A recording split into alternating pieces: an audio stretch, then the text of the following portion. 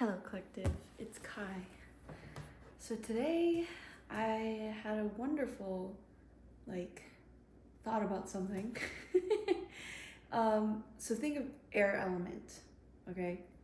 And in tarot, the swords represents the air element.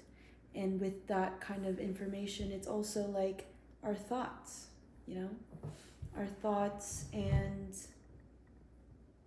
how one could possibly attach so quickly to that very essence of something when in reality thoughts are cyclical. Thoughts are cyclical and they travel. And then I had this image of, when there's a strong wind, right? What's gonna topple over? The tree or the blades of grass, right? The tree is going to topple over more likely than the blades of grass. And so I thought it was really interesting because it's kind of like the whole concept of resistance. And even as I'm talking about it, it's just kind of coming through like I was resisting a lot of thoughts that were very prevalent to my experience. As much as not attaching to it was what actually cultivated a better, redirected, more positive thought cycle. Because in spirituality, our thoughts are very significantly important because it's what creates our reality. It's how we perceive things and how we take things in and what we call in. What we think about ourselves, how we speak about ourselves is so important because our words are like spells. That's why it's called spelling. Because truly, it's such an interesting thing to be so spiritual and find all these beautiful little tidbits of information in the most,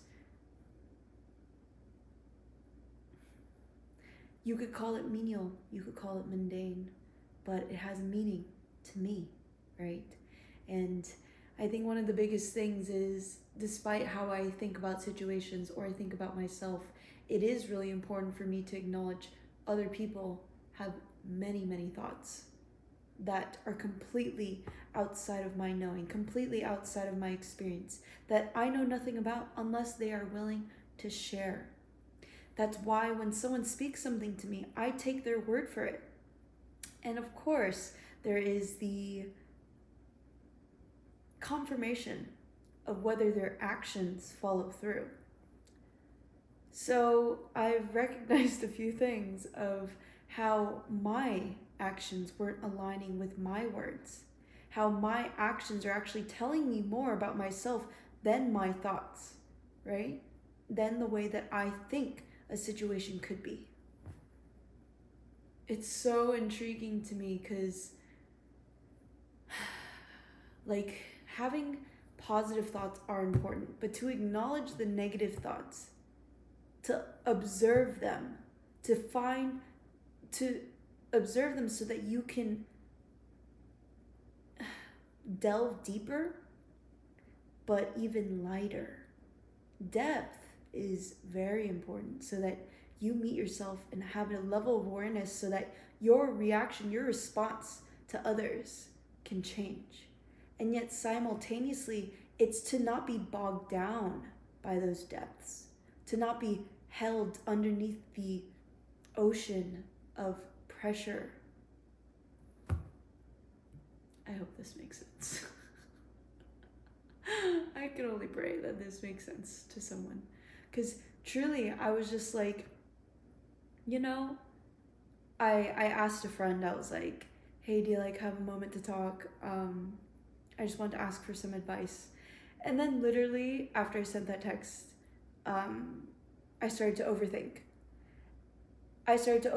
Because I'm stressing myself out about asking about something that I already let go of.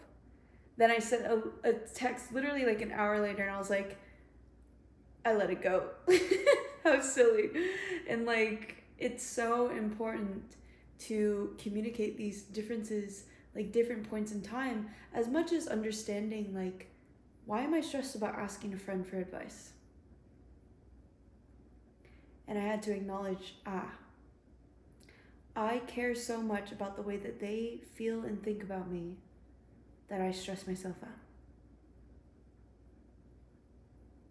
That's just my experience.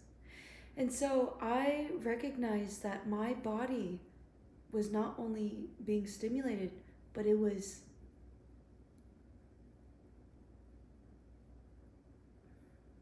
energy.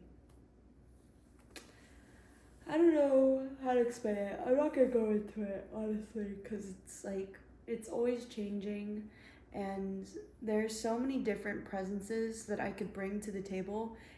It's just within the present moment, right? Like, I said hi to these people who obviously want nothing to do with me, but my silly ass was like, oh, let me just dap them up. And it was just so, there was so much resistance and animosity, I guess you could say. So in order to protect my energy, I walked away, didn't engage, didn't ask any questions, just did a small little smile, and I meditated in the fucking club, bruh. I love how, like, I'm just this one singular person, everyone's around me buying drinks, talking to people, and I'm just like meditating. Oh my god. It makes me laugh because the way that I perceive myself, the way that I interact with myself is, I love being with me. I love experiencing life with me. I love the fact that I get to experience the rest of my life. Who knows when I'm going to go? So it's like into this very present moment that I get to be with this being, with her. And that's all I need. That's all I could ever want. And so when it comes to being attracted to someone, for example, it's like, I don't need them. Do I really want them? Because I am a physical being as well. We are animals, we are Homo sapiens, but we have cognizant brains. So it's like, I'm not even going to question the fact that my body is drawn to this person, right? But my energy changes so much when I'm around him. And I really connected with my root chakra at the club. I was connecting to my bottom 3 chakras so much that after this interaction with him, I was literally just like, I am so fucking proud of myself. I'm so proud that I literally didn't say anything else but what I wanted to share from the purity of my heart. And that's it. And then I let it go. And then, of course, my eyes are like drawn to him. Naturally. There's nothing wrong with that. But I think the biggest thing that I noticed was I also acknowledge I'm not drawn to just sit next to him. Like, I'm not drawn as the feminine entity to make a desperate effort to get his attention. So I was walking on Fremont Street and I noticed this girl was crying, and I honestly was just asking if everything was all right because it seemed like she was very distraught. It was just about her boyfriend walking away from her and being upset, making accusations and stuff. And I think the biggest thing was that another girl came along and she started talking and saying, like, there's this very common cycle of words, I would even say, not just thoughts, words, where it's like, oh, like, he doesn't deserve you, like, you deserve better, and like, you're beautiful, like, he's lucky to have you. And it's true, you know, to an extent. I also was just kind of like standing there, and this other girl had a lot to say about it. And I was just like, you know, what I said though was just like, I don't know you, and it's really not my place to speak about your relationship. You're going to make whatever choice that you want to make. Because what I feel is, despite the challenges, the lessons, the high emotions, the elevated emotions, the anger, the frustration, the sadness. When you choose someone, you choose them, and that is your responsibility. And it's like, whatever this girl was saying, like, she was just saying from her own experience, from her pain, and I could hear it so clearly. I was like, I honestly just started laughing a little bit because I was like, damn, like, it's really not that serious, like, truly. And I don't mean that in a way to invalidate her experience, or that's really not the point of what I'm saying. It's just that that's not your experience that you had in the past. Everyone makes fucking mistakes. We're all fucking human. So it's like, why would I go into this situation with this guy that I'm attracted to and start to project this pain of me being severely molested, men only coming, or many men, not all men. Seriously, it's not all of them. Honestly, there's quite a few experiences that I've had with men where I can really tell that they want to get to know me as a person. But the intensity of when a man really wants a woman for their body, I think that's something that is very key that I've noticed, and I didn't project that onto him. I was just like, if anything, I want to give you my body. So it's like acknowledging that even. It's just an interesting thing to experience life. But I'm tired. I had a really good time at this event. It was called Trap Mania by Unity Events. And seriously, I'm being so fucking dead ass, okay? Follow Rome. Like, genuinely, as a DJ, as someone who has an ear, there's just something that is so within his sound. He's gonna be so fucking big. I'm so excited. Like, I look forward to the future and him performing at Waterbomb. It's definitely gonna happen. I'm definitely gonna be there. I'm so gonna fucking be there. And I really, really, really highly recommend him as a DJ, truly. Because every single time that I've gone to any event, I went to Puerto Rico to hear his shit. I went to LA, Orange County, Fremont Street 2 times, both times on Fremont Street. Fucking insanity. And then the one time that I missed when he was at We All Scream, I was like, bruh, his fucking mix was so good. So if you're ever looking for anything to do in Vegas or even in California, Puerto Rico, just watch out. Just keep an eye out, because he's fucking gonna be so, like, everywhere. And I'm cheering for him as a fan, as a friend, like, truly, like, as a musician, especially as a musician. Because Trap Mania was amazing. There were many great DJs. There's just, to an extent, when a DJ starts to play the same frequency. I don't know how to describe it, but it's like having a repetition that really just gets so boring. And the song is different, but there's something so similar in every single song. And obviously other people like it, you know? Like, it's like pretty much the same concept of having trending songs.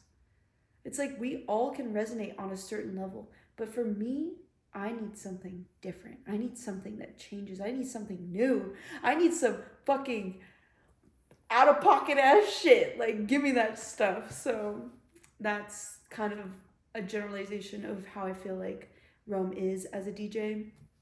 And I feel like I've experienced enough events to kind of like get a better idea of how it's different every single time, depending on the venue, depending on the genre that he does. Because there's times that he does Gabber, for example, and I'm like, I'm gonna go to the bathroom.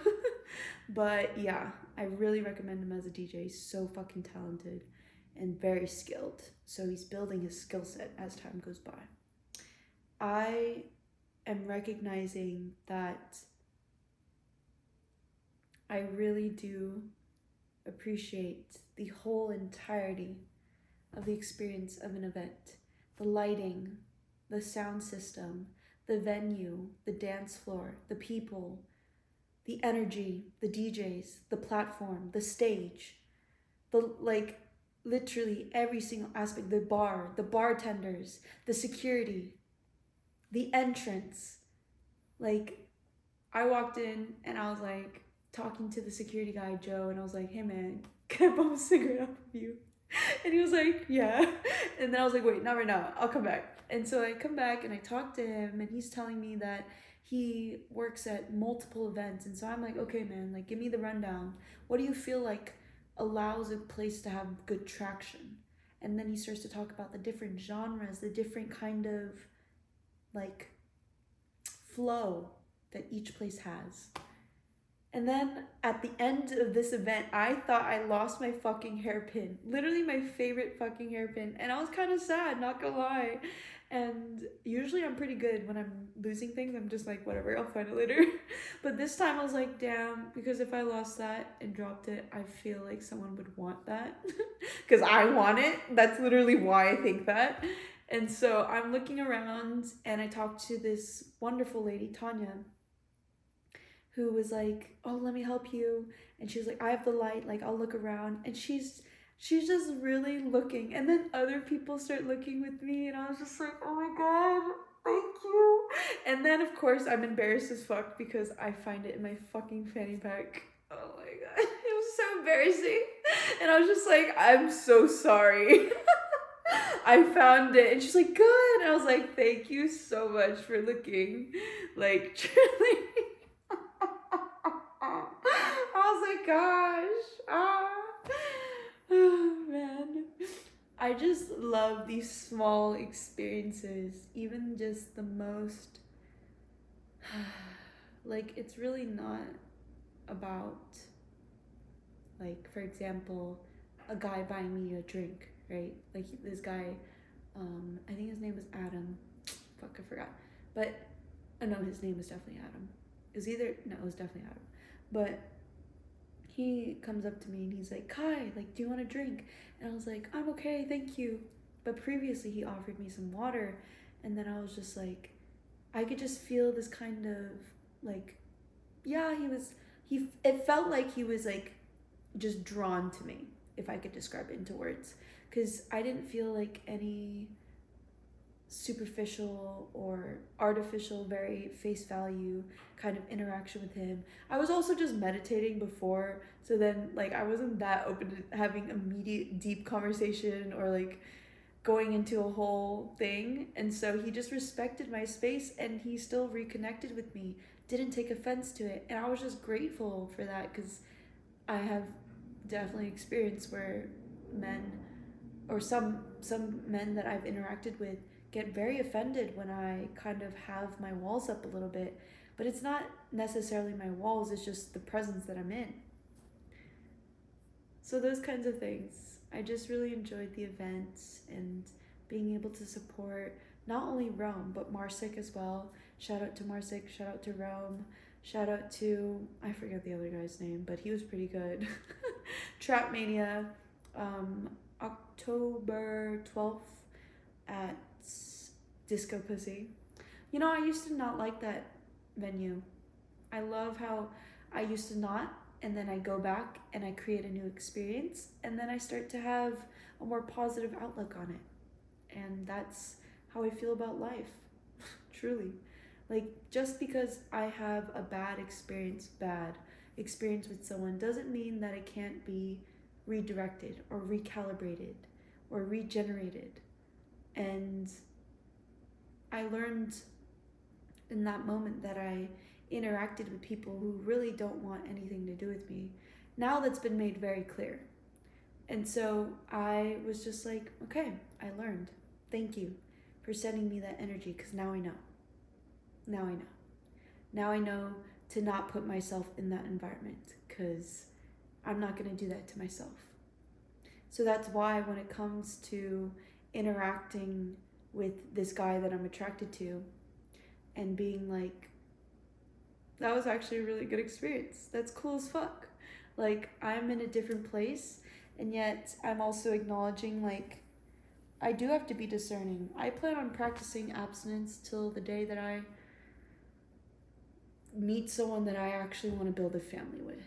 Because I don't really, especially with my physical touch, love language being my, like, the one with the least percentage, is, it's really important for me. Because I do want a family. I do want kids. Like, I do show up in this way as if I already have those things. And it's true though. Like, I am the mother to these eggs that will be fertilized. I'm already here. And as I get older, my eggs are starting to be shed every single cycle that I go through, every single menstruation cycle that I go through. So it's like, no, this energy that I'm cultivating now starts right now. So why would I put it off as if it's not here already? And obviously there is an aspect of spirituality in this practice that I'm doing. It is manifestation as well, as much as alignment. Like acting and doing, not acting, but like doing in alignment with these things. And I've noticed that about myself. I had to acknowledge, I'm not here to flirt with any of you motherfuckers. I'm here to meet you as a person.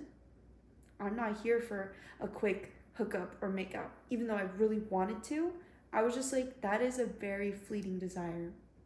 And to receive such instant gratification, that's not what I'm here for truly. Because I could achieve that very easily. It's an easy thing, yes. And it is also to understand that I'm not going to make this challenging either for myself. For the ways that I move. Because it's very, very stressful for me to put myself into a situation like that. Obviously, there are things that I have to address, right? Like, being very close to physical bodies is still something that I'm not always the most comfortable with. Because when the excitement gets so high up, people start to touch me, put their hands on my shoulder, reach for my arm. And it's a really interesting thing, because now that I'm not like as dysregulated, it's just kind of like, okay, did not in any way give you consent, but yeah, just letting it go. And it's nice, because it's like, I was raised in, I was born in Seattle, but I was raised in California. So there's a lot of prevalent conversations about consent. And after moving to Vegas, I do feel like I've relaxed a lot, thank God, because that way of living is quite stressful, as much as it's important, right? But it's like the whole thing where you aren't truly having sex unless you're both giving consent. It's not sex unless there's consent on both sides, right? You get what I mean? So it's like, why are we even having this conversation in my mind? Because I'm like, there's no other way that it would make sense. Either way, I've grown a lot, and I've understood that I don't bring myself into this very debilitated state when it comes to things that used to trigger me, pains that I feel. It's built a lot of resilience, as much as understanding that, yes, I could be very jaded in this aspect. And then when I kind of like tap into like myself and my heart space, I'm like, wait, I'm actually really happy.